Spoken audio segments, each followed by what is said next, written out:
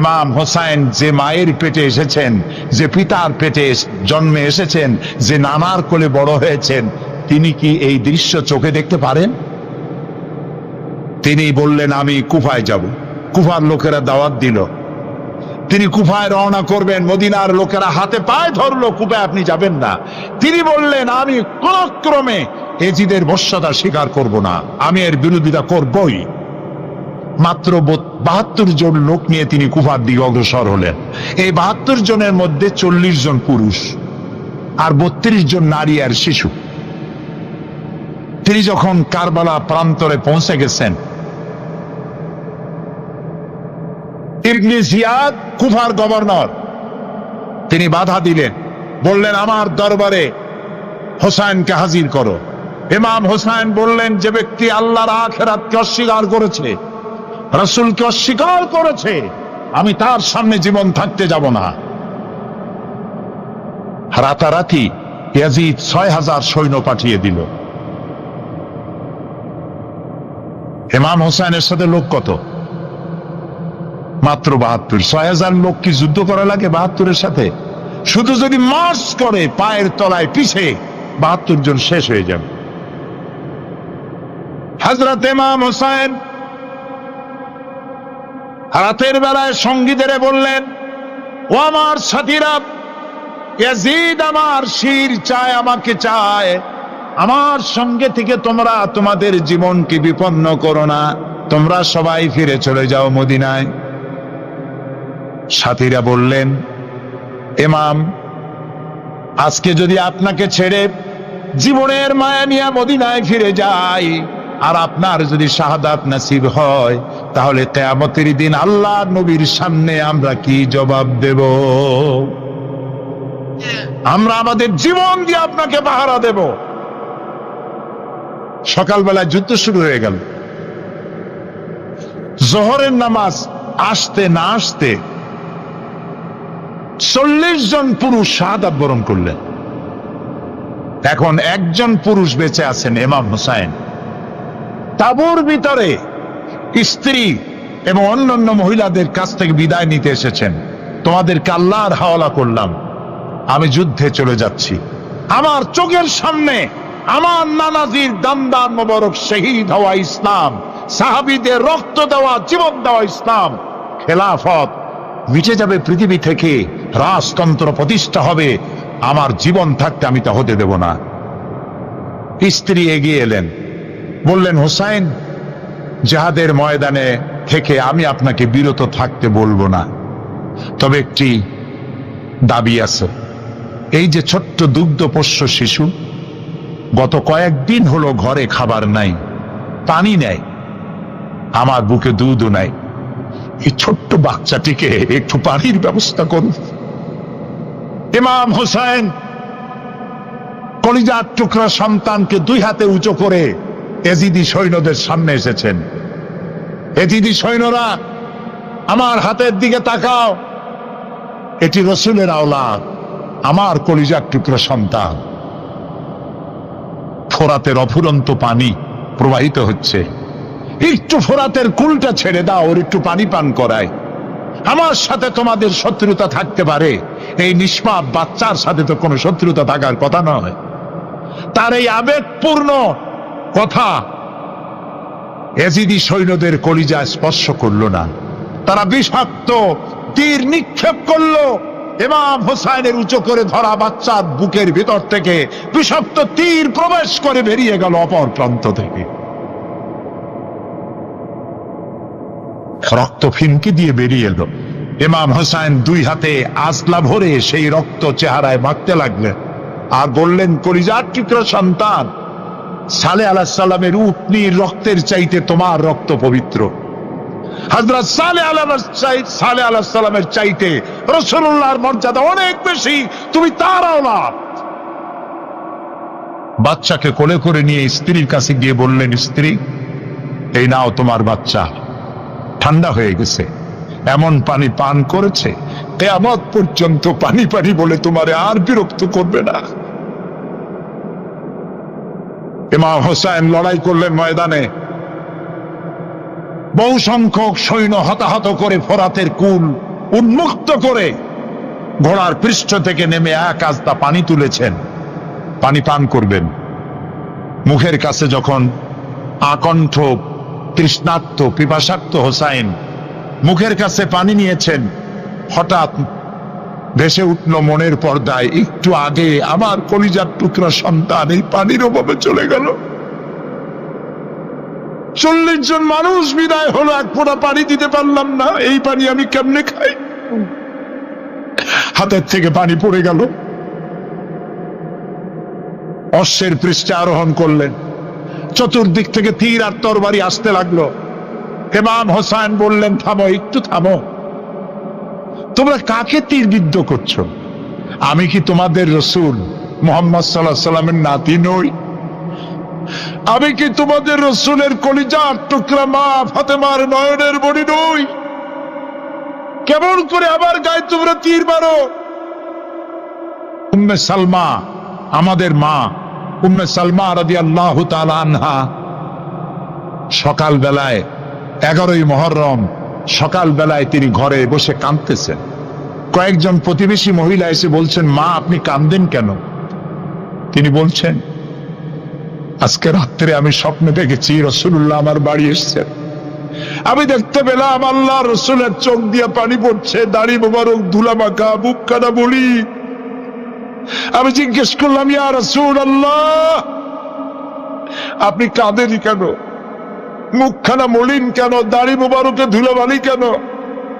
রাসূলুল্লাহ বললেন, উম্মে সালমা তুমি জানো না আমি এইমাত্র কারবালা থেকে এসেছি। আমি দেখে এলাম আমার কলিজার টুকরা হুসাইনের শির মোবারক তার দেহ থেকে বিচ্ছিন্ন করে ঘোড়ার পদতলি, ঘোড়া দিয়ে পদদলিত করা হয়েছে তার দেহ মোবারক। ইসলাম এত সহজে আসে নাই, অনেক রক্ত পাড়ি দিয়ে এসেছে ইসলাম। হযরতে হোসাইনের মস্তক মুবারক ইয়াজিদি সৈন্যরা একটা প্লেটে করে নিয়ে কুফার গভর্নর ইবনে জিয়াদের সামনে রেখেছে। ইবনে জিয়াদ চেয়ারে বসা, সিংহাসনে বসা, ইমাম হোসাইনের মস্তক মুবারক তার পায়ের কাছে রেখেছে। কলঙ্কিত ইতিহাস, কি করে আমি শুনাই আপনাদেরকে? ইবনে জিয়াদ চেয়ারে বসে পায়ের কাছে রাখা ইমাম হোসাইনের ঠোঁটের উপরে লাঠি দিয়া নাড়তেছে। হযরত যায়েদ রাদিয়াল্লাহু তাআলা আনহু 80 বছর বয়স, তিনি বলছেন, ইবনে জিয়াদ এতক্ষণ যা করেছো মুখ বুজে সহ্য করেছি, কিন্তু এখন যেটা তুমি করতেছো পায়ের কাছে কার ব্যথা? তুমি যে ঠোঁটের উপরে লাঠি দিয়া নাড়তেছো, আমি যায়েদ আমি দেখেছি রাসূলুল্লাহ 1000 বার এই মুখের উপরে চুমা খেয়েছেন। তোমার বেয়াদবি বন্ধ করো। প্রিয় ভাই, সব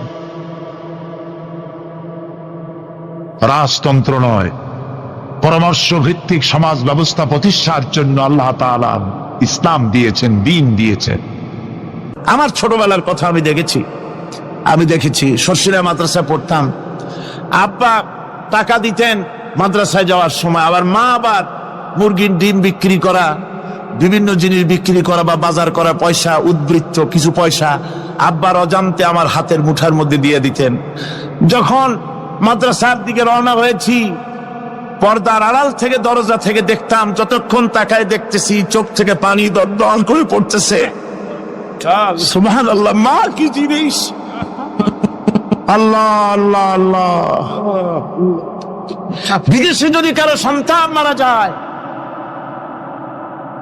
সবার জানার আগে কবি বলতেছেন, বিদেশে বিরাজ্যজাত পুত্র মারা যায়, পশু পক্ষী না জানিতে আগে জানে মায়। মায়ের কলিজার তারে টান লেগে যায়, মা বুঝতে পারে আমার সন্তানটা নাই। ইতালির রাজধানী রোম। রোম প্রাচীন সভ্যতার লালন ভূমি। কোরআনে কারিমে সূরায় রোম রয়েছে, এই রোম সেই রোম। এখানের বাদশার কাছে রাসূল করিম সাল্লাল্লাহু আলাইহি ওয়াসাল্লাম হেরাক্লিয়াসের কাছে চিঠি পাঠিয়েছিলেন, সেই রোম। 12 থেকে 15 হাজারের মতো বাংলাদেশি মুসলমান সেখানে আছে। জুমার দিন, যেদিন আমি গেলাম তার পরের দিনই জুমা ছিল। জুমার নামাজ পড়লাম ভ্যাটিকানের কাছেই বিশাল মসজিদ, ইউরোপের ভিতরে সবচাইতে বড় মসজিদ এটা। রোম ইসলামের দুশমনদের রাজধানী। সেইখানে যখন আযান হচ্ছে আশহাদু আন্না মুহাম্মাদার রাসূলুল্লাহ, আমার অনুভূতির কথা আপনাদেরকে বোঝাতে পারবো না, কি অনুভূতির সৃষ্টি হয়েছে আমার ভেতরে। ভ্যাটিকানের পোপ এক পাশে, কিছু দূরেই ভ্যাটিকান, ওটা হচ্ছে গোটা পৃথিবীর সমস্ত খ্রিস্টানদের কাবা, ভ্যাটিকান। তার পাশেই বিশাল মসজিদ, সেখানে নামাজ পড়লাম। চিন্তার ভেতরে আসলো আল্লাহ রাব্বুল আলামিন তার হাবিবের নাম, তার তাওহীদ, তার সালাতকে কিভাবে বিশ্বময় ছড়িয়ে দিলেন। আবু জাহেল চাইছিল মুহাম্মদ সাল্লাল্লাহু আলাইহি ওয়াসাল্লামকে স্তব্ধ করে দেবে মক্কার জীবনেই। কত বদনাম, সাহের, কাহেন, কাযযাব, শায়ের, নাউযুবিল্লাহি মিন যালিক, কত গালাগালি করলো।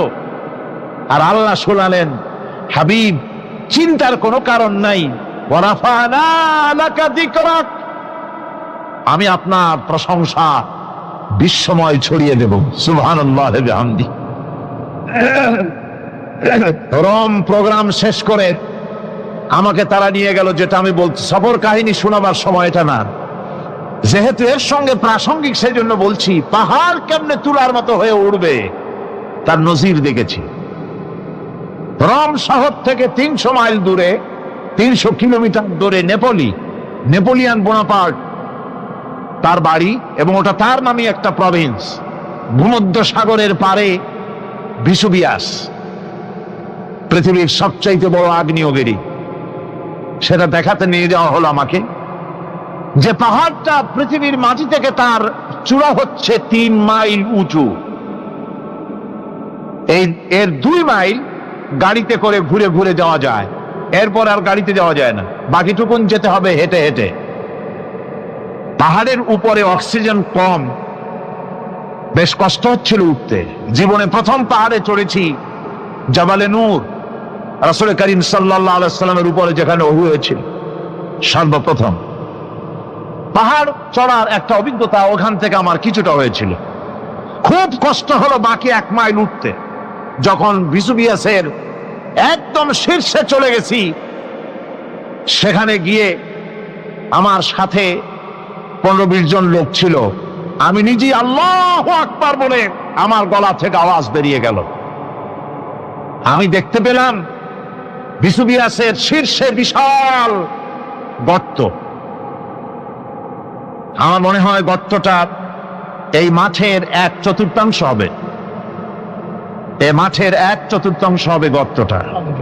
সেই গর্তটার গভীরতা হচ্ছে 1.5 কিলোমিটার।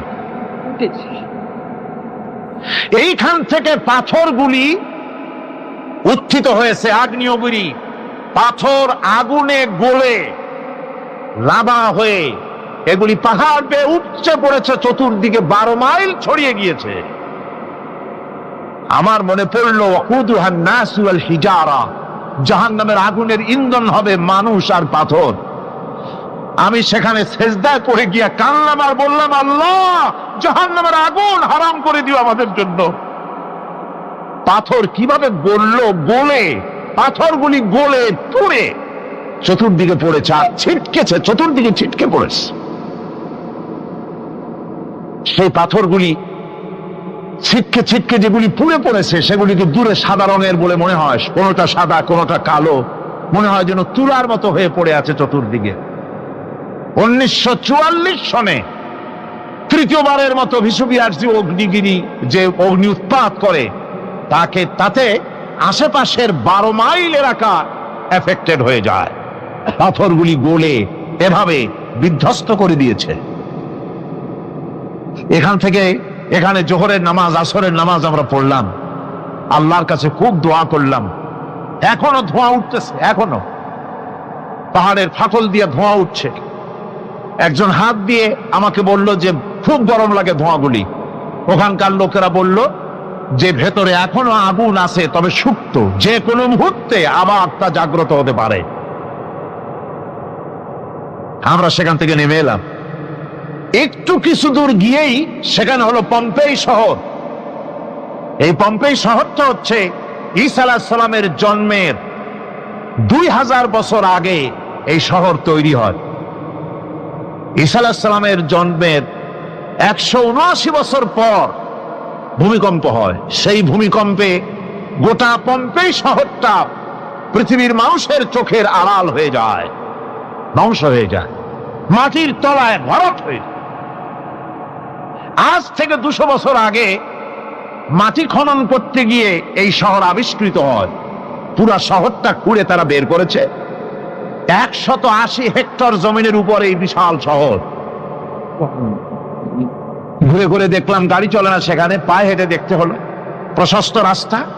আজ থেকে 4000 বছর আগের মানুষেরা রাস্তা বানাতে জানতো পাথর দিয়ে, এবং রাস্তার দুধারে তাদের ছিল ফুটপাত, পানির ব্যবস্থা, নগরায়নের সব রকমের সুযোগ সুবিধা। তারপরে সেখানে বিচারালয়, এরপরে দোকানপাট, বাজার ঘাট, সবকিছুর ব্যবস্থা রয়েছে। বিশাল বিশাল পাথরগুলি দিয়ে পিলার তৈরি করা। ভাবলাম এই পিলারগুলি, এই পাথরগুলি তারা কিভাবে ক্রেন ছাড়া এত উপরে উঠালো কি করে, আমার মাথায় আসলো না। পাথর কেটে কেটে সুন্দর সুন্দর অঙ্কন শিল্প তারা করেছে। এরপরে ঘুরতে ঘুরতে বাদশার রাজার বাড়িতে গিয়ে ঢুকলাম। সেখানে গিয়ে দেখলাম উলঙ্গ এত মূর্তি পাথরের তৈরি করা। পাথর কেটে কেটে দেওয়ালে যৌন মিলনের এমন কোন অশ্লীল ছবি নাই যা তারা সেখানে তৈরি করে নাই। উলঙ্গ মূর্তি আর উলঙ্গ যৌন মিলনের অসংখ্য ছবি দিয়ে এই এলাকা ভরা। তখন আমি বুঝলাম আল্লাহর গজব হওয়ার কারণটা কি, এই শহরটা মাটির নিচে হরক হয়ে যাওয়ার কারণটা কি। আল্লাহ পাক জেনা ব্যভিচার যে দেশে বেশি হয় আল্লাহ পাক বরদাস্ত করেন না। দুশ্চরিত্র যে দেশের মানুষ দুশ্চরিত্র হয়ে যায়, জেনা ব্যভিচার বেশি হতে থাকে, আল্লাহ হরক করে দেন, গজব দেন। এই গজব এক এক সময় এক এক রকমের হয়ে আসে। কখনো মাটির নিচে দাবায় দেয়, কখনো মহামারী, কোন দেশে কলেরা, কোন দেশে জলোচ্ছ্বাস, কোথাও ভূমিকম্প, আর সর্বশেষ এই জেনা ব্যভিচারের জন্য আল্লাহ পাকের চূড়ান্ত, এই যৌনতার অশ্লীলতার জন্য চূড়ান্ত গজব বর্তমান বিশ্বের জন্য এইডস। আল্লাহ পাক এই গজব দিয়েছেন। বন্ধুগণ, আমি সেই জায়গা, আমি সেখানে যা দেখলাম, যে আল্লাহ পাক পাহাড়গুলিকে কিভাবে উড়াবেন, এটা অস্বীকার করার কোনো উপায় নাই। বিশ্বাস তো করতামই। তবে হযরত ইব্রাহিম আলাইহিস সালাম যেমন বলেছিলেন, রব্বি আরিনি কাইফা তুহিল মাউতা, হায় আল্লাহ তুমি মরাকে জিন্দা করবা কেমনে? আল্লাহ পাক বললেন, আওয়ালাম তুমিন, তুমি বিশ্বাস করো না? ইব্রাহিম আলাইহিস সালাম বললেন, বালা, অবশ্যই বিশ্বাস করি, ওয়ালাকিন লিয়াতমাইন্না কলবি, যদি চোখে দেখতাম তাহলে আমার অন্তরাত্মা খুব ঠান্ডা হতো। আল্লাহ রাব্বুল আলামিন চোখে দেখায় দিলেন জিন্দা কেমনে মুর্দা হবে, মুর্দা কেমনে জিন্দা হবে, আল্লাহ দেখায় দিলেন। পাহাড় উড়ায় দিবেন আল্লাহ রাব্বুল আলামিন। একথা কলিজার মধ্যে এটার উপর ঈমান বিশ্বাস, কিন্তু আল্লাহ চোখে দেখাইছেন, ঈমান আরো মজবুত হয়েছে, যা ছিল আরো মজবুত হয়েছে। সুবহানাল্লাহ বিহামদিহি। আল্লাহর ভয়তে কলিজা কেঁদেছে। আমি পাহাড়ের উপরে কেঁদেছি, যার যার হয়ে কেঁদেছি।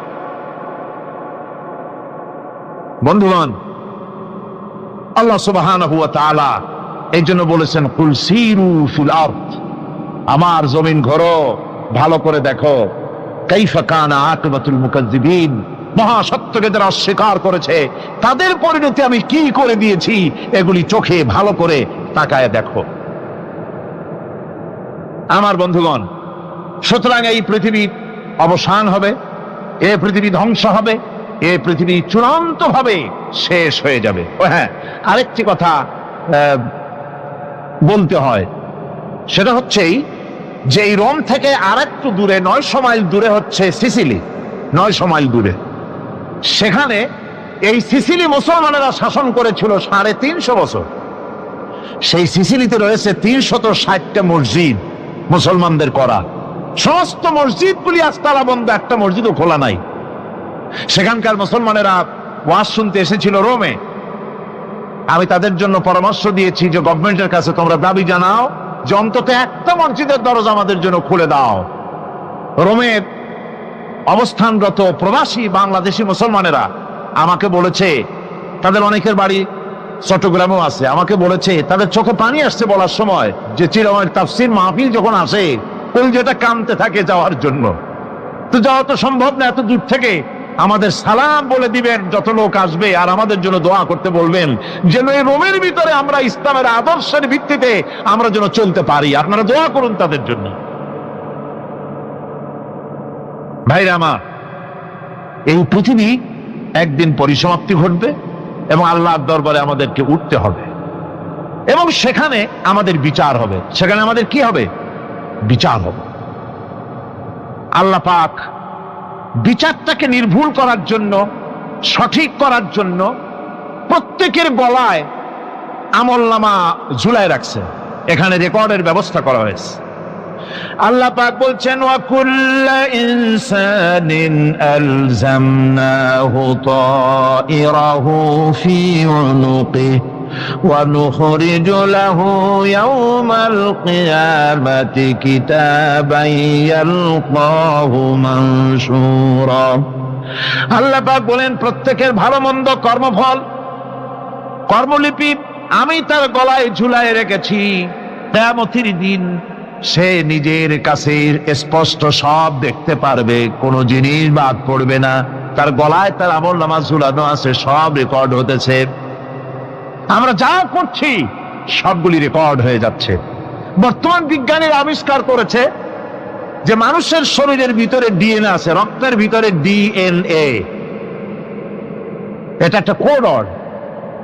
মানুষের রক্তের ভিতরে ডিএনএ আছে, যেমন তার ব্রেনের ভিতরে কতগুলি কোষ আছে, এক একটা কোষ এক এক ধরনের কাজ করে, অনুরূপ ভাবে তার শরীরের ভিতরে রক্তের ভিতরে ডিএনএ আছে। এই ডিএনএটা কি? এই ডিএনএটা হচ্ছে, এই ডিএনএ একটা কম্পিউটারের মতো কাজ করতেছে। লোকটা কি করবে, কোথায় যাবে, সে ভালো হবে মন্দ হবে কি হবে, সব তার ডিএনএর মধ্যে রেকর্ডকৃত আছে। এটা বোঝার জন্য একটা সুন্দর দৃষ্টান্ত দেওয়া যায়। যেমন এই কাগজটাকে আপনারা মনে করুন একটা গাড়ির ব্লুপ্রিন্ট, একটা ব্লুপ্রিন্ট, একটা গাড়ির ব্লুপ্রিন্ট। এখানে লেখা আছে গাড়ি কিভাবে তৈরি হবে।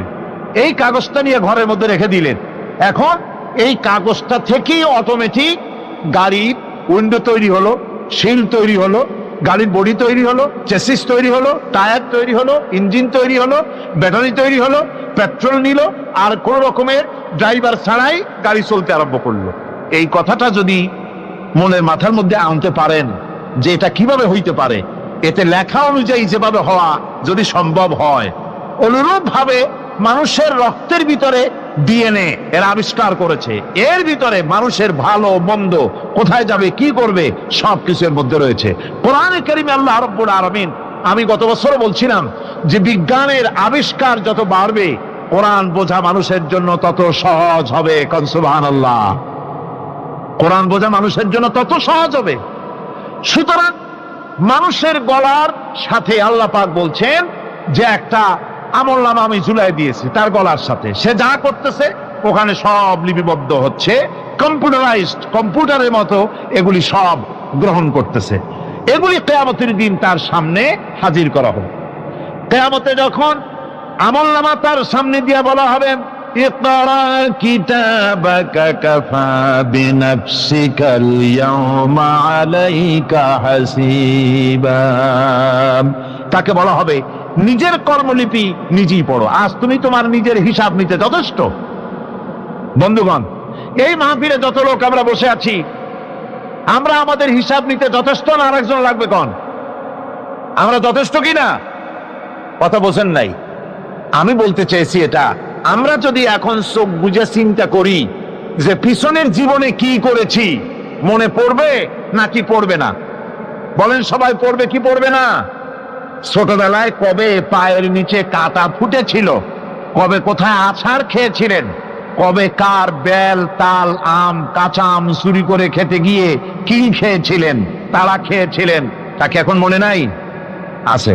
তাহলে কি ওই তাল বেল চুরি করতে গিয়ে যে কিলটা খাইছিলেন সেটাও মনে আছে, ভালো মন্দ সব মনে আছে। তাহলে কোন হোটেলের রুমে কি করছিলেন, কোন স্কুলে কোন কলেজে কি করছিলেন, তারপরে জীবনে ছোট বড় ঘটনাগুলি চোখ বুঝতে মনে পড়বে না? এবার হিসাব করেন, মনে যদি পড়ে এবার হিসাব করেন আপনি জান্নাতি না জাহান্নামে। আপনি আপনার নিজের হিসাব নেওয়ার জন্য যথেষ্ট।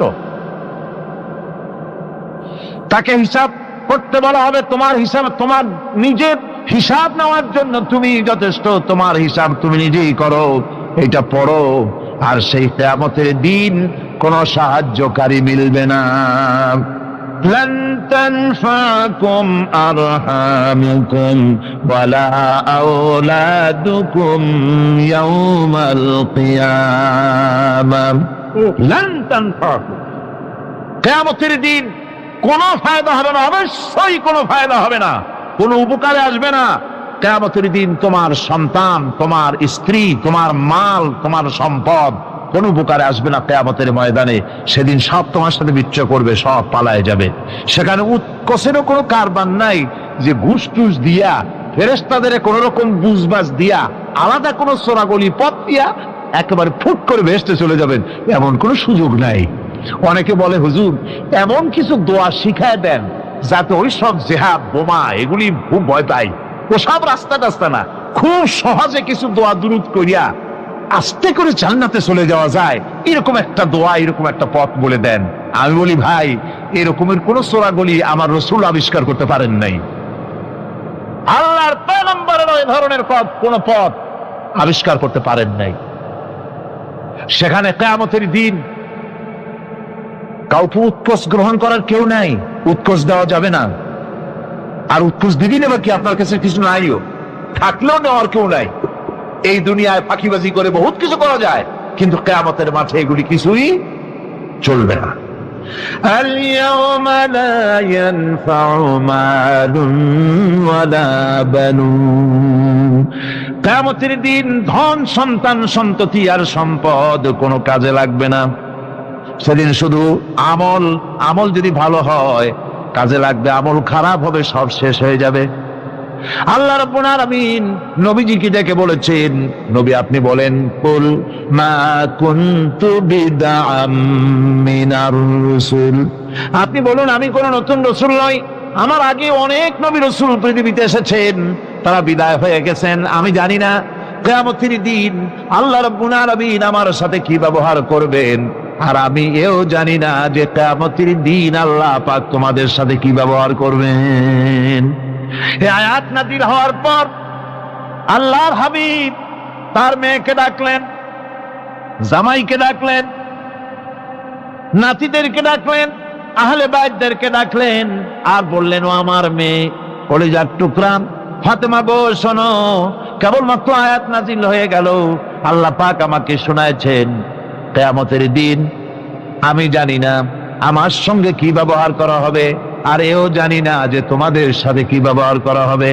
ও আমার কলিজার টুকরা মেয়ে ফাতেমা, কিয়ামতের দিন মুহাম্মদ সাল্লাল্লাহু আলাইহি সাল্লামের মেয়ে, এই হিসাবে তোমার নাজাতের ফয়সালা হবে না। ও আমার কলিজার টুকরা নাতি হাসান আর হোসেন, কিয়ামতের দিন মুহাম্মদ সাল্লাল্লাহু আলাইহি সাল্লামের নাতি হিসাবে ফয়সালা হবে না। ও আমার জামাই হযরতে আলী, কিয়ামতের দিন আমার জামাই হিসাবে নাজাতের ফয়সালা হবে না। আমল যদি ভালো হয় ফয়সালা ভালো হবে, জান্নাতে চলে যাবে। আমল যদি খারাপ হয় কার নাতি কার জামাই দেখা হবে না। সুবহানাল্লাহ। কঠিন কিয়ামতের মাঠ, এই পরকালের বিশ্বাস যদি কলিজার মধ্যে ঢোকে মানুষ ভালো হয়ে যাবে। কোন সুবহানাল্লাহ। আপনারা কোন মানুষের চরিত্র ভালো কি পুলিশে বানাইতে পারবে? আপনাদের দৃষ্টিতে পারবে? কথার জবাব যে দিলেন না। পুলিশে কি মানুষের চরিত্র ভালো বানাইতে পারবে? পুলিশের চরিত্র ভালো বানাবে কেডা? সেটাই তো কথা। মানুষের চরিত্র যাতে ভালো থাকে, মানুষের জন্য খারাপ কাম না করে, সেজন্য পুলিশ। পুলিশ যাতে খারাপ কাম না করে সেজন্য আরো একটা ডিপার্টমেন্ট আছে না? তারা যাতে খারাপ কাজ না করে সেজন্য আর একটা আছে। এন্টি করাপশনের আবার এন্টি করাপশন আছে, তার উপর আবার এন্টি করাপশন আছে। এন্টিটার অভাব না। সুতরাং পুলিশ দিয়া, বিডিআর দিয়া, আর্মি দিয়া মানুষের, দেশের, জাতির চরিত্র ভালো বানানো যায় না। রাসূলুল্লাহ এ দিয়ে বানান না, এটা ইসলামের নিয়ম নয়। পুলিশ দিয়া, আর্মি দিয়া দেশের মানুষের চরিত্র ভালো বানানো যায় না। চরিত্র ভালো বানানো যায় কেবলমাত্র পরকালের ভয় দিয়া। কি কিসের ভয় দিয়া? ওই যে মক্কার জীবনে ওই সমস্ত মানুষগুলি যারা চুরি করত, ডাকাতি করত, জেনা করত, বদমাশি করত, যারা শয়তানি করত, যারা মানুষকে খুন করত, এই মানুষগুলি এত ভালো হয়ে গেল, যারা চুরি ছেড়ে দিল, ডাকাতি ছেড়ে দিল, জেনা ব্যভিচার ছেড়ে দিল, এত ভালো হয়ে গেল, পৃথিবীর মধ্যে সেরা মানুষ তারা হয়ে গেলেন। জোরে বলেন সুবহানাল্লাহ। নবীর সাহাবীরা পৃথিবীর শ্রেষ্ঠ সন্তান, নবীর সাহাবীরা পৃথিবীর সেরা মানুষ, তাদের চাইতে সেরা মানুষ নবীদের পরে আর কেউ হতে পারে না। জোরে কোন সুবহানাল্লাহ। নবীর পরে পৃথিবীতে শ্রেষ্ঠ মানুষ কারা? সাহাবায়ে কেরাম রিদওয়ানুল্লাহ তাআলা আলাইহিম আজমাইন। ওনারা তো কুফরের মধ্যে ছিলেন, শিরকের মধ্যে ছিলেন, চুরি ডাকাতি জেনা ব্যভিচার এমন কোন পাপ নাই যা করা হয়নি। তারপরে যখন আল্লাহর নবীর কাছ থেকে তাওহীদ, রিসালাত ও আখিরাতের দাওয়াত পেলেন, কি সোনার মানুষ এক একজন হয়ে গেলেন। সুবহানাল্লাহ। যারা ছিলেন নারীর সতীত্বের জম, তারা হয়ে গেলেন নারীর সতীত্বের পাহারাদার। যারা মানুষের মাল চুরি করত, ডাকাতি করত, তারা রাতভর মানুষের মালের পাহারা দিল, মানুষের রক্তের পাহারা দিল। সুবহানাল্লাহ বিহামদি। রক্ত সম্পদের পাহারা দিল। রাসূল বললেন, খায়রুল কুরুনে কারনি, সর্বশ্রেষ্ঠ যুগ তো আমার যুগ। বন্ধুগণ, এরপরে একটা জীবন আসবে, ওই কিয়ামতের ময়দানে। এই পরকালের বিশ্বাসটা গুরুত্বপূর্ণ ব্যাপার, আমাদের সব কিছুর হিসাব দেওয়া লাগবে। আল্লাহ পাক বলেন, ইন্নাস সামআ ওয়াল বাসারা ওয়াল ফুআদা কুল্লু উলাইকা আনহু মাসউলা। নিঃসন্দেহে মানুষের শ্রবণ শক্তি, দর্শন শক্তি এবং তার অন্তঃকরণের কল্পনা সম্পর্কে আল্লাহ রাব্বুল আলামিনের কাছে জিজ্ঞাসিত হতে হবে। কান দিয়া কি করেছিল, চোখ দিয়া কি করেছিল, মুখ দিয়া কি করেছিলে, হাত দিয়ে কি করেছিলে, সবকিছুর জবাব আল্লাহ রাব্বুল আলামিনের কাছে দিতে হবে। সবটার জবাব দিতে হবে, কোনো কিছু বাদ যাবে না। এমনকি মনের ভিতরে যে কল্পনা আমরা করি, এই কল্পনার হিসাবও আল্লাহর দরবারে দিতে হবে।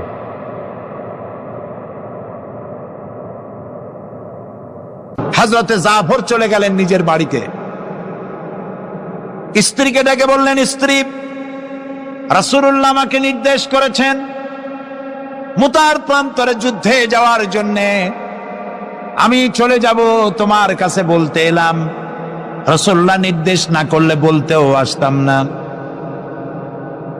আমি যদি শহীদ হয়ে যাই, আমি যদি আর না ফিরি, আমার সন্তানগুলিকে আমার রাস্তায়ও, এই রাস্তায়, দ্বীনের রাস্তায় তাদেরকে তৈরি করবে। স্ত্রী বলছেন, হে আমার স্বামী, রাসূলুল্লাহ নির্দেশ করেছেন জিহাদের ময়দানে যাওয়ার জন্য।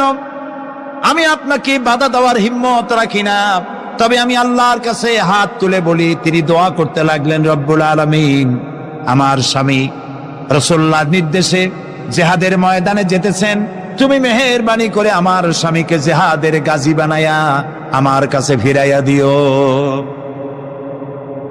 হযরতে জাফর তরবারিটা খাপের মধ্য থেকে বের করে তরবারির উল্টা দিক দিয়া স্ত্রীর মুনাজাত করা অবস্থায় তার হাতের উপরে মৃদু আঘাত করলেন আর বললেন, স্ত্রী হাত নামাও, উল্টা দোয়া করো না। রাসূলুল্লাহ আমার নাম দ্বিতীয় নাম্বারে বলেছেন, আমার আগেও একজন আছে, পরেও একজন আছে, মুতার প্রান্তরে আমি যে শহীদ হব তাতে কোনো সন্দেহ নাই। উল্টা দোয়া করো না, বরং আমার শাহাদাত মঞ্জুরের জন্য দোয়া করো, আর এই আমার সন্তানগুলিকে দ্বীনের রাস্তায় পরিচালিত করো। আর আমি তোমার কোনো হক আদায় করতে পারি নাই, আমারে মাফ করে দিও। হযরতে জাফর সালাম দিয়ে চললেন, পিছনে স্ত্রী কাঁটা কবুতরের মতো ছটফট করছে, আর ছোট ছোট বাচ্চারা পিছনে দৌড়াচ্ছে, আব্বা আব্বা বলে কাঁদতেছে। হযরতে জাফর পিছনের দিকে একবার ফিরে তাকায়, দেখলেন না কে কান্দে, কে দৌড়ায়। যুবক আব্দুল্লাহ বিন রাওয়াহা, তিনি নতুন বিবাহ করেছেন। আজকের রাত তার বাসর সজ্জার রাত। রাসূলুল্লাহ হুকুম করেছেন জিহাদে যেতে হবে। তিনি চলে গেলেন নিজের বাড়িতে। বাড়ি গিয়ে শুনতে পান রাতের বেলায় স্ত্রী তেলাওয়াত করতেছেন কোরআনে কারীম। হযরতে জাফর হযরতে আব্দুল্লাহ বলছেন, স্ত্রী একটু কোরআন পড়া বন্ধ করো, আমার কথা শোনো। আল্লাহ নবী আমাকে জিহাদের জন্য যাওয়ার জন্য আমাকে নির্দেশ করেছেন, আমি জিহাদে চলে যাচ্ছি।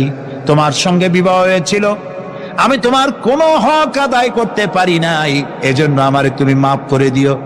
স্ত্রী বলল, প্রাণের স্বামী, আমি শুনেছি এই মদিনায় আপনি সুপুরুষ, এক সুদর্শন যুবক, প্রাণ ভরে একবার দেখতেও পারি নাই, আপনি একবার আমার রুমের ভিতরে আসেন, আপনার চেহারাটা আমি একটু দেখে নেই। স্বামী বললেন, আমি তোমার রুমে ঢুকবো না, আমি তোমার রুমের ভিতরে যাব না, আমি এখনই যুদ্ধে রওনা করব। স্ত্রী বলছেন, প্রাণের স্বামী, রুমের ভিতরে প্রবেশ করলে পরে আমি কোনো প্রেম নিবেদন করব না, শুধু একবার চেহারাটা ভালো করে দেখে রাখতে চাই, কারণ কিয়ামতের ময়দানে আমি যেন আপনাকে স্বামী বলে চিনে নিতে পারি। হযরত আব্দুল্লাহ বলছেন, প্রিয়তমা স্ত্রী শোনো, যদি তোমার এই ধারণাই হয়, এই নিয়ত যদি থাকে, আর আমার শাহাদাতের পরে যদি তুমি সবর করতে পারো, আমাকে আর দেখার দরকার নাই। আল্লাহ যদি আমার শাহাদাত মঞ্জুর করেন, তাহলে কিয়ামতের দিন জান্নাতের ভেতরে তোমাকে আমাকে স্বামী স্ত্রী হিসাবে আল্লাহই পরিচয় করাইয়া দিবে। হযরত আব্দুল্লাহ চলে গেলেন জিহাদের ময়দানে। যুদ্ধ শুরু হয়ে গেল। 3000 সৈন্য রাসূলুল্লাহর পাঠানো সাহাবীদের প্রচন্ড আক্রমণে রোমান সৈন্যরা পালায়ে কুল পাচ্ছে না। হযরতে যায়েদ শহীদ হলেন, হযরতে জাফর, তার ডান হাত কাটা গেল, তার বাম হাত কাটা গেল, এবার ঝুলন্ত, হাত কাটা, পা কাটা, এই অবস্থায় তিনি পড়ে আছেন। হযরতে আব্দুল্লাহ বিন রাওয়াহা তিনি ছুটে গেলেন তরবারি ধরার জন্য, তিনি ছুটে গেলেন ইসলামের পতাকা ধারণ করার জন্য। কাছে গিয়ে দেখেন কে যেন পতাকা উঁচু করে রেখেছে। কাছে গিয়ে দেখেন হযরতে জাফর হাত কাটা দুদিকে পড়ে আছে, পা কাটা দুদিকে পড়ে আছে, শূন্য মাথাটা তার। হযরতে জাফরের শূন্য মাথা ইসলামের পতাকা ধরে কামড়ে ধরে উঁচু করে রেখে দিয়েছে। হযরতে জাফর শাহাদাতের সময় বলেছিলেন, ও আমার রসুলের সাহাবীরা, আল্লাহ রসুলকে আমার বিদায় সালাম আরজ করে দিও। আমি এখন আমার নাকের ভিতরে জান্নাতের সুঘ্রাণ পেতেছি, আমার মনে হয় এখনই আমার শাহাদাত নসিব হয়ে যাবে। ও জাফর, তোমার শাহাদাতের পরে আল্লাহ তোমার সাথে কি ব্যবহার করেছেন? হযরতে জাফর বলেন, আল্লাহ তাআলা আমাকে জান্নাতের নাজ ও নেয়ামত দিয়ে আমাকে জিজ্ঞাসা করেছেন, তুমি আর কি চাও? আমি বলেছি, রব্বুল আলামিন, কিচ্ছু চাই না, জমিনে আর একবার পাঠাও, তোমার দিনকে প্রতিষ্ঠার জন্য, তোমার দিনের রাস্তায় আর একবার জীবন দিয়ে আসি। হযরতে লোকমান তিনি তার সন্তানকে ডেকে বলছেন, কত বড় নসিহত, লক্ষ্য করেন, সন্তানকে ডেকে বলছেন, ইয়া বুনাইয়া, হে কলিজার টুকরা সন্তান, ইন্নাহা ইনতাকু মিসকালা হাব্বাতিন মিন খারদালিন, তোমার জীবনের কোনো একটি আমল তা যদি সরিষার দানা পরিমাণ হয়। হযরত লোকমান যখন এসেছিলেন তখন পৃথিবীটা বিজ্ঞানের যুগ ছিল না, নবী করিম সাল্লাল্লাহু আলাইহি ওয়াসাল্লাম বিজ্ঞানের যুগে আসেন নাই, কিন্তু তারপরে আর কোন নবী আসবেন না বলে আল্লাহ তাআলা সরিষার দানার কথা ব্যবহার করেন নাই, জাররা শব্দ ব্যবহার করেছেন। জাররা হচ্ছে পরমাণু, অণু, পরমাণু পরিমাণ। ফামাইয়ামাল মিসকালা জাররাতিন শাররাইয়ারা ওয়ামাইয়ামাল মিসকালা জাররাতিন শাররাই, প্রথমটা খায়রাইয়ারা। তো এখানে আল্লাহ তাআলা জাররা শব্দ ব্যবহার করেছেন, যেহেতু এখন বিজ্ঞানের যুগ, আর আল্লাহ তাআলার কাছে সবটাই, সমস্ত কাল হলো বর্তমান কাল, অতীত ভবিষ্যৎ বলে কোনো কাল নাই। এই জন্য নূহ আলাইহিস সালামের যুগটা ছিল বৈজ্ঞানিক যুগ, ছিল না হযরতে লোকমানের সময়। তাই আল্লাহ তাআলা সে সময় সরিষা পাওয়া যেত, সরিষার কথা বলেছেন। এখন তো অণু পরমাণু দিয়ে অ্যাটম বোমা তৈরি করা হয়, বিভিন্ন মারণাস্ত্র তৈরি হয়, সামান্য অণু সেটাকে ভেঙ্গে চুরে আরো পরমাণু, আরো ছোট্ট ক্ষুদ্রাতি ক্ষুদ্র জিনিস দিয়ে ধ্বংস করে দেওয়া যায় এলাকা থেকে এলাকা। সেই জন্য আল্লাহ তাআলা জাররা শব্দ ব্যবহার করেছেন, এখানে সরিষার দানার কথা ব্যবহার করছেন। আল্লাহ তাআলা বলেন, হযরত লোকমান বলছেন, ও আমার প্রিয় সন্তান, যদি তোমার কোন সরিষা পরিমাণ আমলও যদি পাথরের ভিতরে কোথাও লুকিয়ে থাকে, মহাশূন্যে যদি হারিয়ে যায়, মরুভূমির ভিতরে যদি হারিয়ে যায়, আকাশ এবং পৃথিবীতে কোথাও যদি তা লুকিয়ে থাকে, অবশ্যই আল্লাহ রাব্বুল আলামিন কিয়ামতের দিন তা উপস্থিত করবেন। কত বড় কথা!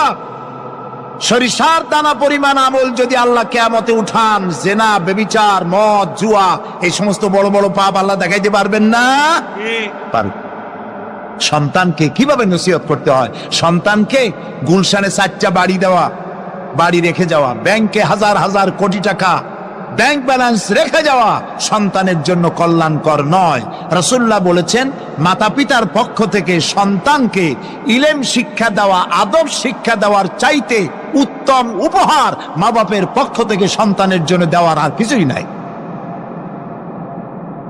হযরত আলী রাদিয়াল্লাহু তাআলা আনহু বলছেন, লাইসাল ইয়াতীমুল্লাযী قد مات والده بل اليتيم يتيم العلم والأدب।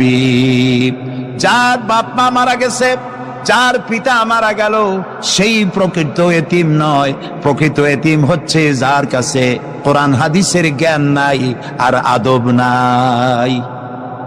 যে সন্তানকে যদি পিতা মাতা আদব শিখাতে না পারে, ইলম দিতে না পারে, তাহলে পিতা বেঁচে থাকতেই সেই সন্তান সে এতিম বানায় গেল, সে কিছুই শিখলো না। এই জন্যে হযরত লোকমান তার সন্তানকে শিখালেন, দেখো সরিষা পরিমাণ আমলও যদি করো তাও পলায় থাকতে পারবে না। সুতরাং তুমি তোমার আমল সম্পর্কে সতর্ক হও। আল্লাহ তোমার সমস্ত আমলগুলি দেখতে পাচ্ছেন। আল্লাহ দেখতে পাচ্ছেন না সব? আল্লাহ রাব্বুল আলামিন বলেন, وَيَعْلَمُ مَا فِي الْبَرِّ وَالْبَحْرِ وَمَا تَسْقُطُ مِنْ وَرَقَةٍ إِلَّا يَعْلَمُهَا। এই পৃথিবীতে যদি কোনো একটি সমুদ্রের মধ্যে কি হয়, স্থলভাবে কি হয়, আল্লাহ রাব্বুল আলামিন বলেন আমি জানি। শুধু তাই নয়, পৃথিবীর কোনো একটি গাছের পাতা যদি পড়ে যায়, তাহলে কোন দেশের কোন গাছের কোন পাতাটি পড়েছে আমি আল্লাহ রাব্বুল আলামিনের দরবারে তার খবর হয়ে যায়। এই কথা যদি পিতা মাতা সন্তানদেরকে কাছে নিয়ে যদি বলে, বাবা জেনা, ব্যভিচার, মদ, জুয়া, শয়তানি, চাঁদাবাজি, মাস্তানি এগুলি করবে না, এগুলি একদিন মরা লাগবে, আল্লাহর কাছে হিসাব দিতে হবে। মা বাবা যদি বলতো এরকম, সন্তানগুলি ভালো হইতো। ঠিক কিনা কোন? জোরে বলেন ঠিক কিনা? প্রিয় ভাই সব, কোরআনে কারীমের অসংখ্য আয়াতের মধ্য থেকে একটি আয়াত যদি আমরা মনে প্রাণে বিশ্বাস করতে পারতাম, আমল করতে পারতাম, আমাদের চরিত্র ভালো হয়ে যেত। আল্লাহ রাব্বুল আলামিন বলেন, মা ইয়াকুনু মিন নাজওয়া সালাসাতিন ইল্লা হুয়া রাবিউহুম ওয়ালা খামসাতিন ইল্লা হুয়া সাদিসুহুম। আল্লাহ তাআলা বলেন, শোনো, যেখানে তোমরা তিনজনে মিলে পরামর্শ করো, তিনজনে মিলে যেখানে পরামর্শ করো, মনে করো ওখানে তোমরা তিনজন নও, চতুর্থ আর এক সত্তা সেখানে আছে, নাম কি তার? বলেন, ওয়ালা খামসাতিন ইল্লা হুয়া সাদিসুহুম। যেখানে পাঁচজন তোমরা পরামর্শ করো, সেখানে ষষ্ঠ আর এক সত্তা আছে, তার নাম কি? আল্লাহ। ওয়ালা আদনা মিন যালিকা ওয়ালা আকসারা ইল্লা হুয়া মাহুম আইনামা কানু। এর থেকে সংখ্যায় যদি কম হও, এর থেকে সংখ্যায় যদি বেশি হও, তুমি যেখানে আমি আল্লাহ সেখানে। সুবহানাল্লাহ ওয়া বিহামদিহি। প্রিয় ভাই সব, এই যত বোমাবাজি হয়, গ্রেনেড বাজি হয়, কোনো না কোনো জায়গায় পরামর্শ হয় না? হয় না? পরামর্শ হয়। শেখ বেলাল উদ্দিন খুলনার দৈনিক সংগ্রামের প্রতিনিধি ছিলেন। আজকের পত্রিকায় দেখতে পেলাম তাকে হত্যা করার জন্য পরামর্শ হয়েছিল এবং সেখানে খুনিকে 1.5 লক্ষ টাকা পুরস্কার দিয়ে 20,000 টাকা অগ্রিম করা হয়েছিল। এরকম একজন ভালো সাংবাদিককে হত্যা করার জন্য পরামর্শ করা হলো। বেলালের নাম যখন মনে আসলো, দোয়া করি আল্লাহ তাআলা বেলালকে হযরতে বেলাল রাদিয়াল্লাহু তাআলা আনহুর সঙ্গী করে জান্নাতের মধ্যে জায়গা করে দিও।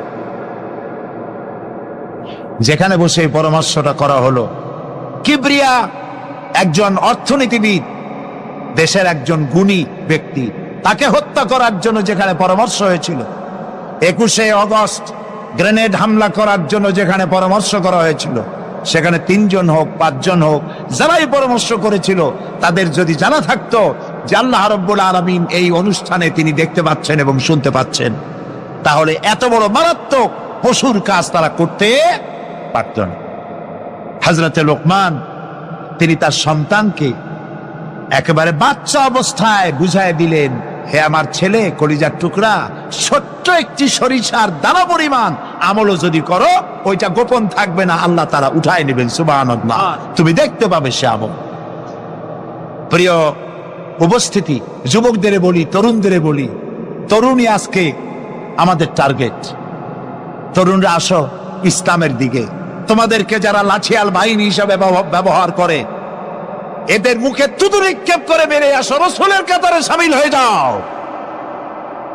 যে পথে যাচ্ছ জাহান্নামের পথ, আমরা ডাকি তোমাদেরকে জান্নাতের দিকে, সুবহানাল্লাহ। প্রিয় ভাই সব, আমি আপনাদের খেদমতে আরজ করব, হযরতে লোকমানের এই তৃতীয় নসিহতের শেষ অংশটি করেই আমরা আপনাদের সামনে যে কথা বলতে চাই তা হলো, হযরতে লোকমান বলছেন,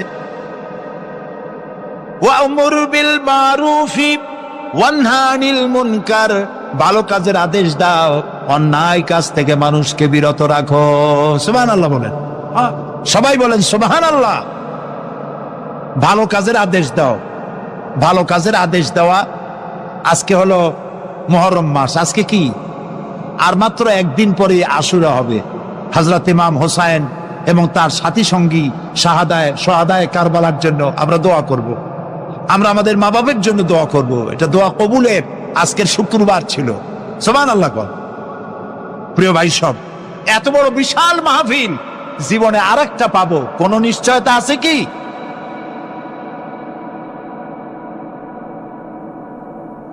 তিন নম্বর নসিহতের শেষ অংশ হচ্ছে, হে প্রিয় বৎস, ভালো কাজের আদেশ করবা আর অন্যায় কাজের বিরোধিতা করবা। ভালো কাজের আদেশ আমরা এখন ভুলে গেছি, করি না। অন্যায় কাজ থেকেও মানুষকে ফিরায় রাখি না। অন্যায় চোখের সামনে হয় তাও আমরা প্রতিবাদ করি না। এই প্রতিবাদী কণ্ঠ হতে হবে আমাদের। রাসূলুল্লাহ বলেছেন, মান রা মিনকুম মুনকারান ফালিয়ুগাইয়িরহু বিয়াদি ফাইন লাম ইস্তাতি ফাবিলিসানি ফাইন লাম ইস্তাতি ফাবিকলবি ওয়া যালিকা আযআফুল ঈমান। আমাদের কার কতটা ঈমান আছে তা পরিমাপ করার একটা থার্মোমিটার আছে। আপনারা জানেন, জ্বর মাপে যে যন্ত্র দিয়া, সেটাকে কি বলা হয়? থার্মোমিটার। দুধ মাপে, অর্থাৎ দুধের মধ্যে পানি না পিওর দুধ তা মাপার জন্য একটা যন্ত্র আছে না, ওইটারে কি বলে? ল্যাক্টোমিটার। এরপরে আবহাওয়া পরিমাপ করার জন্য, বৃষ্টি হবে কি হবে না ইত্যাদি পরিমাপের জন্য একটা যন্ত্র আছে, সেটার নাম কি? ব্যারোমিটার। প্রত্যেকটা জিনিস মাপার এরকম যন্ত্র আছে। ঈমান মাপারও একটা হাদিস আছে। সুবহানাল্লাহ। ঈমানটা ফার্স্ট ক্লাস, সেকেন্ড ক্লাস আর থার্ড ক্লাস, এটা মাপার একটা হাদিস আছে। সে হাদিসটা আমি পড়ে ফেলেছি আগেই। রাসূলুল্লাহ বলছেন, তোমাদের মধ্যে যদি কেউ শরীয়ত বিরোধী কাজ কেউ দেখতে পাও, 2 হাতে বাধা দাও। কি দিয়ে বাধা দাও? বলেন জোরে। শক্তি প্রয়োগ করে বাধা দাও। ফাইন লাম ইয়াস্তাতি, যদি তুমি তা না পারো তাহলে মুখ দিয়ে বাধা দাও। ফাইন লাম ইয়াস্তাতি, যদি তাও না পারো অন্তরে অন্তরে ঘৃণা করো। তবে অন্তরে অন্তরে ঘৃণা করে চুপ করে বসে থাকলে হবে না, মনে মনে ঘৃণা করে হোমওয়ার্ক করতে হবে। মনের মধ্যে এই চিন্তা রাখতে হবে যে এই অন্যায় কাজকে নির্মূল করার জন্য কি করা যায়, সে সম্পর্কে পরিকল্পনা নিতে হবে। আর এটা হলো ওয়া যালিকা আযআফুল ঈমান, আর এটা হলো ঈমানের একদম থার্ড ক্লাস, তৃতীয় পর্যায়। এরপরে ঈমানের আর কোনো অংশ নাই। হযরতে লোকমান বলছেন, ওয়াসবির আলা মা আসাবাক, এরপরে তুমি সবর ইখতিয়ার করবে। সবর, ধৈর্য। ভালো কাজের আদেশ, অন্যায় কাজের নিষেধ, এর মধ্যে সবরের কথা আসলো কেন? সবরের কথা আসলো এই জন্য যে আপনি যখনই মানুষের ভালো কথা বলবেন, তখনই আপনারে মানুষে গালি দেবে, মন্দ কথা বলবে। ইসলামের দাওয়াত দিবেন, বলবে যে মৌলবাদী। ঠিক কিনা? এখন তো কিছু দল আছে আমাদের দেশে মৌলবাদ আর সাম্প্রদায়িক ছাড়া আর কিছু চোখেই দেখে না, খালি কয় মৌলবাদ মৌলবাদ মৌলবাদ মৌলবাদ। সাম্প্রদায়িক কি সাম্প্রদায়িক হইছে? মৌলবাদ কি হইছে? ইসলাম পালন করলে, নামাজ রোজা করলে যদি মৌলবাদ হয়, তাহলে যারা গালি দেয় ওরা যদি নামাজ পড়ে তো ওরাও তো মৌলবাদী। সাম্প্রদায়িক কি হয়েছে? কেন সাম্প্রদায়িক সাম্প্রদায়িক করেন? বাংলাদেশে কি সাম্প্রদায়িকতা বলতে কিছু আছে? এই দেশেও যদি বলে সাম্প্রদায়িক সম্প্রীতি নাই, তাহলে সাম্প্রদায়িক সম্প্রীতি আছে কোন দেশে? ওই দেশের নামটা আমরা শুনতে চাই। বাংলাদেশ পৃথিবীর অন্যতম শ্রেষ্ঠ সাম্প্রদায়িক সম্প্রীতির একটি উজ্জ্বল দৃষ্টান্ত বহন করে চলছে এই বাংলাদেশ। আমরা 1947 সনে একবার স্বাধীন হয়েছি, আবার 71 সনে পূর্ণাঙ্গ স্বাধীনতা লাভ করেছি, ঠিক না ভাই? ওই একই 47-এ ভারতও স্বাধীন হয়েছে, আমরাও স্বাধীন হয়েছি। আমাদের দেশে 47 থেকে নিয়ে এই পর্যন্ত সাম্প্রদায়িক দাঙ্গা, কমিউনাল রায়ট, ধর্মীয় মারামারি, হিন্দু মুসলমানে সাম্প্রদায়িক মারামারি, খুনাখুনি হয়েছে বলেন? হয়ে থাকলে কোথায় হয়েছে বলেন? হয়েছে কোথাও? হয়নি। আর যে ভারত আমাদের প্রতিবেশী, 1947 থেকে এই পর্যন্ত সাম্প্রদায়িক দাঙ্গা হয়েছে সে দেশে 20,000 বারেরও বেশি। সেটা নিয়ে কোনো মাথা ব্যথা নেই, সমস্ত মাথা ব্যথা আমাদের দেশ নিয়ে। এইখানে খালি কয় সাম্প্রদায়িক। নামাজ যদি পড়ে, লোকেরা নামাজ পড়ে, রোজা রাখে, ইসলামের কথা বলে, সাম্প্রদায়িক সাম্প্রদায়িক, মৌলবাদ মৌলবাদ, এইসব কথা বলিয়া মানুষকে আর ধোকায় ফেলা যাবে না ইনশাআল্লাহ। এখন মুসলমানেরা তাদের নবীকে বিন্দু পরিমাণ কদর করে না। যদি মুসলমানেরা তাদের রসুলের কদর করত, কোন যুবক নবীজি সুন্নাত তরিকার চুল কাটা রেখে মেসি আর নেইমারের মতো ঘোড়ার মতো চুল কাটতো না। আমরা নবীকে মানি না। উম্মতে মুহাম্মাদি যদি নবীকে মানতো, তাদের ব্যক্তিগত জীবন থেকে নিয়ে রাষ্ট্রীয় জীবনের টোটাল ক্ষেত্রে তারা নবীকে মানত। কিন্তু আমরা তো ব্যক্তি জীবনেও নবী মানি না, পারিবারিক জীবনেও নবী নাই, সামাজিক জীবনেও নবী নাই, রাষ্ট্রীয় জীবনে তো নাই। মুসলমানের সন্তান টুপি মাথায় দেয় না হুজুরের মতো, দাড়ি রাখে বিদেশি স্টাইলে কাটিং করে। নবীজির সুন্নাত তরিকার দাড়িটা মুসলমানের মুখে এখন পাওয়া যায় না। মুসলমানেরা আওয়ামী লীগ করে, বঙ্গবন্ধুর মতো শরীরে কালো কোট লাগায়, কিন্তু নবীজির উম্মত হয়ে নিজের ভেতরে সুন্নাতি পোশাক লাগায় না। আসতে বলেন যে তাজা থাকতে হবে, তাজা তাজা। আওয়াজ দিয়ে কোন আল্লাহু আকবার। অথচ উচিত তো ছিল, আফসোসের সাথে আজ বলতে হয়, মুসলমানের সন্তানেরা নিজের পরিচয় দেয়, আমি জিয়ার সৈনিক, আমি এরশাদ কাহার সৈনিক, আমি মুজিব সেনা, আমি কাউয়া কাদের আর মুমতাজ ভাবির সেনা। টাকলা মোরাদের সেনাও পাওয়া যায় বাংলাদেশে। কপাল পোড়া জানি কহনকার, তুমি তো জিয়ার সৈনিক হতে পারো না, তুমি মুজিব সৈনিক হতে পারো না, তোমার আদর্শ জিয়া এরশাদ মুজিব হবে না। লেনিন, কালমাস, মাও সেতুং, আব্রাহাম লিঙ্কন তোমার আদর্শ নয়, তোমার আদর্শ একমাত্র মুহাম্মদ রাসূলুল্লাহ। কিন্তু আপনি আমি সেটা মানি না। ব্যক্তি জীবনে নবী নাই, পারিবারিক জীবনে খানা খাই বিদেশিদের ওয়েস্টার্ন কালচার, পাশ্চাত্য সভ্যতার মতো আমরা খানা খাচ্ছি টেবিল বিছিয়ে। উচিত তো ছিল উম্মতে মুহাম্মাদি টেবিলের কপালে জুতা পিটা করে গোলামের মতো দস্তরখান বিছিয়ে সুন্নাত তরিকায় তাদের নবীর মতো খাবে। সেটাও হলো না। বিয়ে শাদী করি হিন্দুদের প্রথায়, নবীজি সুন্নাত তরিকায় বিয়ে শাদীও হয় না। সামাজিক জীবনে আমরা নবীকে মানি না। সমাজে যারা কর্ণধার হন, যারা সমাজপতি অথবা সমাজের অভিভাবক হন, তারা তাদের বিচার কার্যে নবীজির আদর্শ নাই। 7টা খুন করে কোন আসামি যদি বিচারের সামনে এসে দাঁড়িয়ে যায়, মুসলমানের নেতারা সামাজিকভাবে 2-3 লাখ টাকার মামলা টেবিলের নিচ দিয়ে টাকার মাধ্যমে বিচার সালিশকে পরিবর্তন করে অপরাধীদের বাঁচিয়ে দেয়। সামাজিকভাবেও নবী নাই। রাষ্ট্রীয় জীবনে 54টা বৎসর ধরে এই জাতি তাদের রসুলের আদর্শ থেকে বঞ্চিত। আমাদের আদালতগুলো নবীজির মতো চলে না, আমাদের অর্থনীতি, আমাদের সমাজনীতি, আমাদের রাজনীতি, কোন সেক্টরটাই আমার নবীর আদর্শে চলে না। সচিবালয় নবীর আদর্শে চলে না, মন্ত্রণালয় নবীর আদর্শে চলে না, সংসদ ভবন, বঙ্গভবন নবীজির আদর্শে চলে না। অথচ উচিত তো ছিল, বলেন তো ইসলাম ধর্মটা পূর্ণ না অপূর্ণ? বলে না পরিপূর্ণ কিনা? তো ইসলাম যদি পরিপূর্ণ হয় তাহলে একটা রাষ্ট্র, একজন ব্যক্তি কিভাবে চলবে তার আইনও যেমন আছে, একটা পরিবার কেমনে চলবে তার আইনও যেমন আছে, একটা প্রতিষ্ঠান কেমনে চলবে তার আইনও যেমন ইসলামে আছে, রাষ্ট্র কিভাবে চলবে এটার আইনও ইসলামে আছে। জোরে বলেন। যদি রাষ্ট্রীয় আইনও ইসলামে থাকে, গণতন্ত্র দরকার ছিল কি? আমার বাংলাদেশে তো ইসলামতন্ত্র কায়েম হওয়ার দরকার ছিল। গণতন্ত্র কেন আনলেন? সমাজতন্ত্র কেন আনলেন? কেন আপনার জাতীয়তাবাদ দরকার? কেন আপনার ধর্মনিরপেক্ষ মতবাদ দরকার? মুসলমান 90% মুসলমানের একমাত্র তন্ত্র হবে ইসলামতন্ত্র, কিন্তু সেই ইসলামতন্ত্র আমরা রাখলাম না। আমাদের বাংলাদেশের সংবিধানে নবীজির ইসলামতন্ত্র নাই।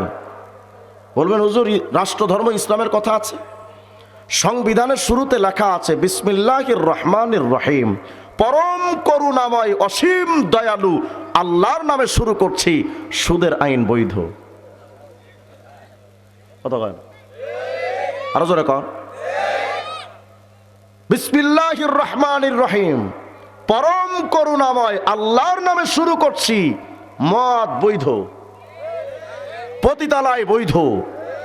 যেই কুলাঙ্গারের বাচ্চারা বিসমিল্লাহির রহমানির রহিম লিখে সুদের আইন বৈধ করে, মাদকের আইন বৈধ করে, পতিতালয় বৈধ করে, একটা মুসলমানের জাত না।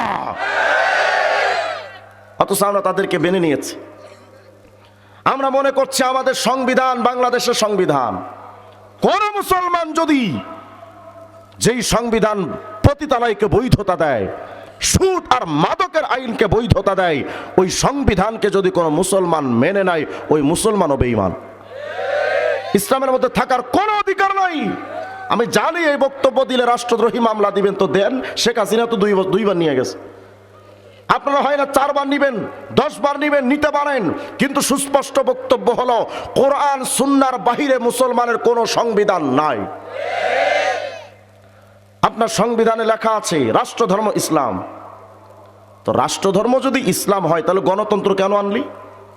গণতন্ত্র তো বেঈমানরা তৈরি করেছে, সমাজতন্ত্র তো বেঈমানরা তৈরি করেছে, জাতীয়তাবাদ ধর্মনিরপেক্ষ মতবাদ তো বেঈমানদের তৈরি। আমার বাংলাদেশে কেনই অন্যতন্ত্র চলবে?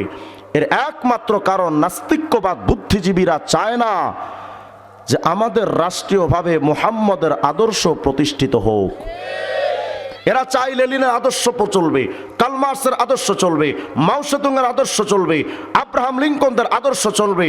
মনে রাখবেন, যেই মুসলমানেরা অমুক তমুককে মানেন, Einstein, Newton, Maxwell, Charles Darwin, Aristotle, Ibn Sina, Mujib, Ershad, যত মানুষ আছে, জিয়া, তাদেরকে যদি মানে রাষ্ট্রীয় মডেল হিসেবে, ওই মুসলমান সত্যিকারের মুসলমান হতে পারে না। অথচ আমরা তাদেরকে মেনে নিয়েছি। নাস্তিকদের ধোকায় মুসলমান পড়ে আমরা ঘুরপাক খাচ্ছি। ওরা ওদের রাষ্ট্রীয় মডেল বানাবে লেনিন, কার্ল মার্কসকে, মাও সেতুংকে। ওরা ওদের সভ্যতা আনবে, ওয়েস্টার্ন কালচার, আমেরিকার সভ্যতা, যুক্তরাজ্যের সভ্যতা, লন্ডনের সভ্যতা, ইংল্যান্ডের সভ্যতা, চায়নার সভ্যতা, আর গরুর মুখ খাওয়া দেশ ইন্ডিয়ার দাদাদের সভ্যতা। কিন্তু মুসলমানের সভ্যতা একমাত্র আরবের সভ্যতা।